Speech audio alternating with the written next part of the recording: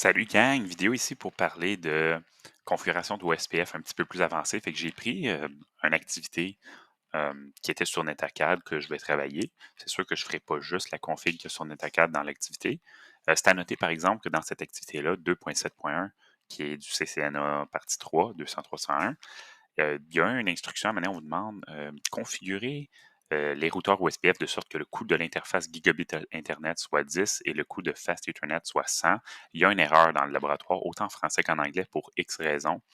Parce que si tu fais l'activité et tu vas avoir une complétion de 100, il faut que le coût soit de 1 pour gigabit Ethernet et donc 10 pour Fast Ethernet.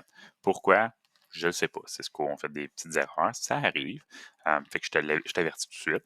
Fait que si tu vois que je fais mal ma config, c'est pour ça. Il y a une raison. C'est pas parce que je ne comprends pas, c'est juste qu'il y a une erreur dans l'activité.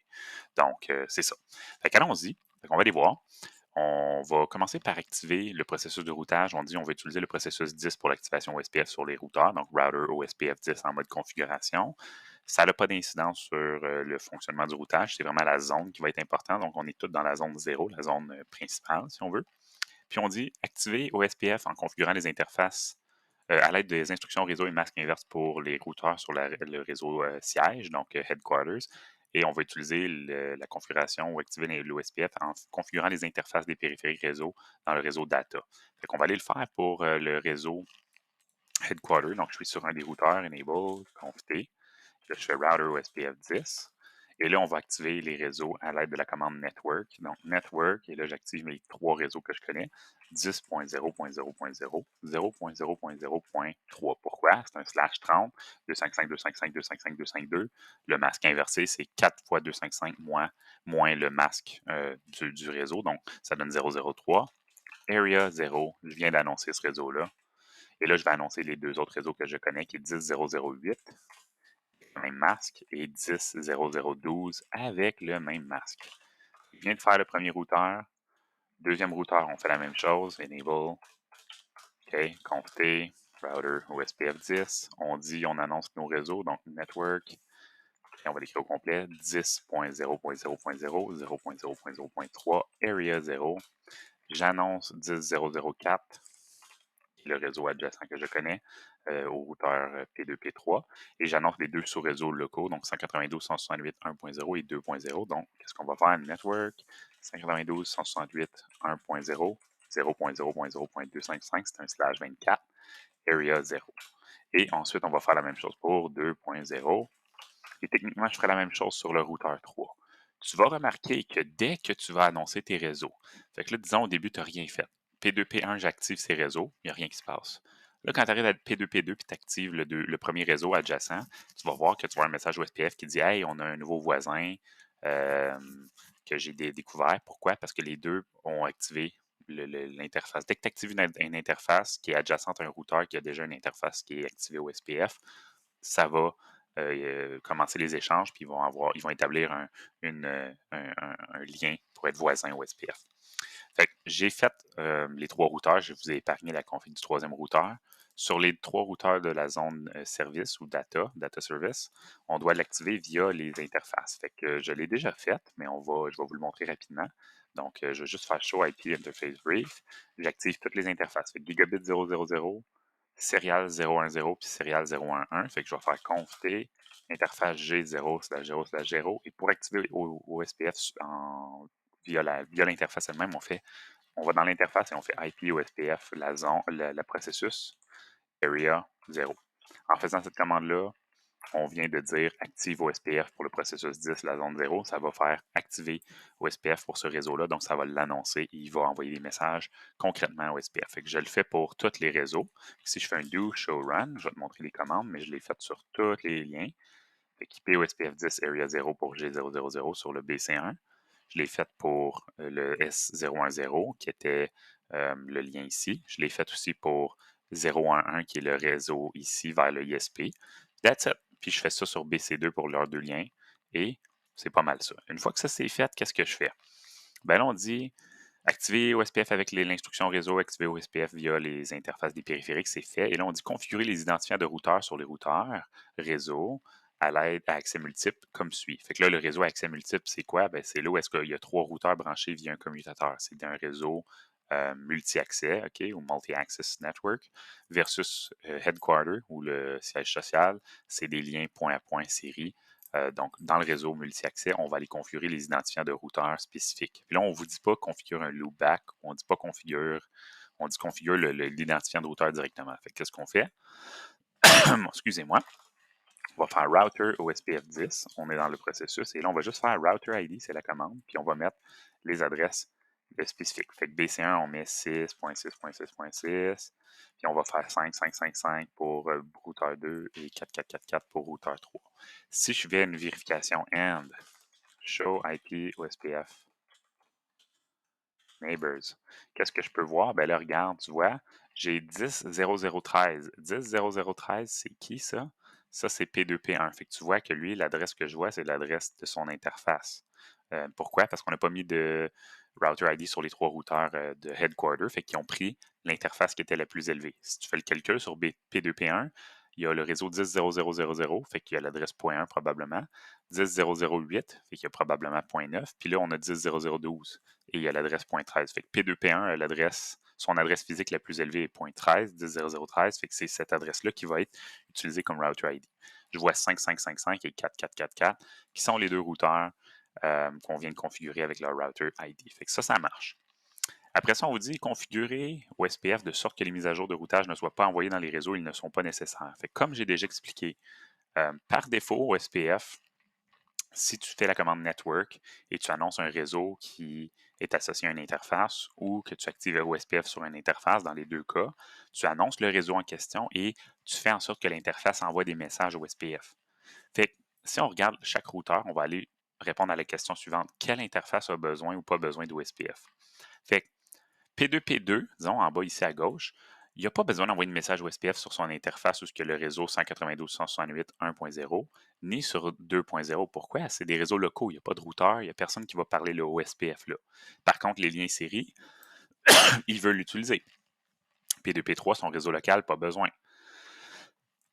Excusez-moi, P2P1, lui, a besoin d'envoyer des messages OSPF partout. Toutes ces interfaces sont légitimes. BC1, lui, il veut en envoyer sur le lien série ici. Il veut en envoyer en bas vers les 2 routeurs, mais il ne veut pas en envoyer vers le fournisseur d'accès Internet. Le fournisseur d'accès Internet, ISP, ne fait pas d'OSPF avec lui.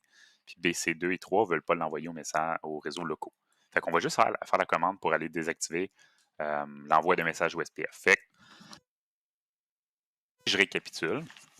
En gros, quand tu configures OSPF, tu actives les interfaces ou annonces les réseaux, ce qui fait en sorte qu'on envoie des messages OSPF sur toutes les interfaces associées aux commandes network ou à l'activation d'interface. Et ensuite, on désactive l'envoi de messages OSPF sur toute interface qui ne mène pas à un routeur OSPF. Fait qu'on va commencer par P2P2. On va faire interface G0/0/0, qui est l'interface du premier réseau local. Puis je vais faire en fait, je n'ai même pas besoin d'aller dans l'interface. Je vais juste faire router OSPF10 et je vais faire passive interface G0/0/0 et G001. Donc, je veux désactiver l'envoi de message ici et ici. Je fais la même chose pour P2, P3 ici. BC2 pour le réseau ici, BC3 pour le réseau ici. Et BC1, lui, mais je vais le faire pour le lien série qui est le réseau qui mène vers ISP. Fait qu'on va aller voir. Show IP Interface Brief. Fait que son lien qui mène vers le fournisseur d'accès Internet, c'est S011. Fait que je vais copier ou je vais m'en rappeler, conft router OSPF10. Et là, je vais faire quoi? Je vais faire passive interface S0/1/1 et c'est tout. J'ai fini le fait de désactiver l'envoi de messages sur les interfaces non pertinentes. Fait que c'est juste ça que tu fais pour répondre à cette question-là. Si je veux vérifier, je peux faire do show IP protocol. Et là, regarde ce que tu vois. En faisant show IP protocols, je peux voir l'identifiant du routeur, le nombre de chemins qu'il connaît, les interfaces passives. Fait que tu vois, routeur BC1, il y a juste S011 qui mène vers le fournisseur. Et je peux voir tous les appareils qui m'envoient ou reçoivent ou échangent des messages de routage OSPF avec moi. Fait que c'est quand même très cool. Puis je pourrais faire la même chose sur les autres routeurs, comme si je le fais sur P2P2, do show IP protocols. Regarde, qu'est-ce qu'on voit? On voit un peu plus d'infos. Tu vois, on voit 2 interfaces passives, G000 et G001. Ça fait du sens. Fait que c'est une bonne commande pour faire du dépannage puis t'assurer que tout est beau. Fait que c'est pas mal ça. Je passe à la prochaine étape, super simple. On dit configure une route par défaut vers le cloud et ensuite on va utiliser l'argument de l'interface de sortie. Fait que si je veux faire une route par défaut, je vais faire quoi? IP route, une route statique, 0.0.0.0, 0.0.0.0. Et là, je vais faire quoi? Ben, je vais spécifier l'interface de sortie qui est celle qu'on a dit tantôt, l'interface qui mène au fournisseur d'accès Internet. Fait que serial 0/1/1. J'ai déjà fait ça, je l'avais déjà fait. Et là, je veux l'annoncer dans le réseau OSPF. Fait que souvent, c'est ce qu'on fait. On fait du OSPF dans tout le réseau ici, fait que tout partout ici, mais je veux une route pour sortir de mes réseaux pour aller au fournisseur d'accès Internet parce que le fournisseur d'accès Internet ne fait pas d'OSPF avec moi normalement, ok, dans la vraie vie. Fait que qu'est-ce que je fais? Router OSPF 10.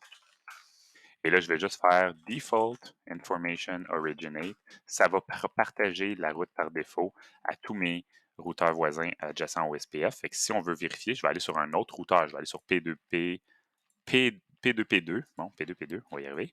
Puis je vais faire Route. Et là, regarde bien ce qu'on va voir. On va voir OE2. OK? Tu vois une route OSPF, puis ça dit E2 pour route externe, dans le fond. C'est une route, la route par défaut qu'on vient de créer. Tu vois 0.0.0.0/0 via 10.0.0.1, qui est, dans le fond, l'adresse de P2P1. Si je vais sur P2P1, do show IP route, qu'est-ce qu'on voit? Au E2, je vois cette route-là, via 10.0.0.14 qui est BC1. Puis BC1, lui, si je fais do show IP route, ben, je vois ma route statique uniquement.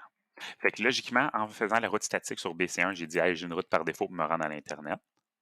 Puis là, j'ai fait Router OSPF 10, Default Information Originate. J'ai dit propage la route statique partout.